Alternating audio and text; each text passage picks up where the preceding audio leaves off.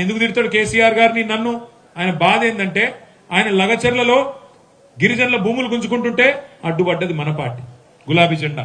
6 గ్యారంటీలు ఏమైనాయి, 100 రోజులు అని రోజు నిలదీస్తున్నది మన పార్టీ. 5 లక్షల కోట్లు కొల్లగొడదామంటే అడ్డుకున్నది మన పార్టీ. అందుకే ఆయన కోపం.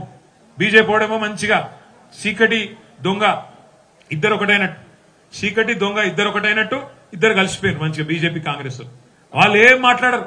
రేవంత్ రెడ్డి ఎంత దోపిడీ చేసినా, ఎన్ని కుంభకోణాలు చేసినా బీజేపీ వాళ్ళు మాత్రం మాట్లాడకుండా ఇద్దరు అలైబలై చేసుకుని కలిసిమెలిసి ఉన్నారు. కాబట్టి బీజేపీ వాళ్ళని తిట్టాడు, కేవలం మనను మాత్రమే తిడతాడు.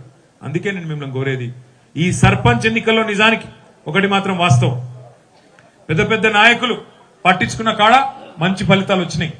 నాయకులు పట్టించుకున్నా పట్టించుకోకపోయినా రాష్ట్ర వ్యాప్తంగా 12,800 గ్రామాలలో గట్టిగా కేసీఆర్ గారి స్ఫూర్తితో కొట్లాడిన మన నాయకత్వం మొత్తానికి చప్పట్లతో ఒకసారి అభినందనలు చెప్తాం మొత్తం రాష్ట్ర వ్యాప్తంగా.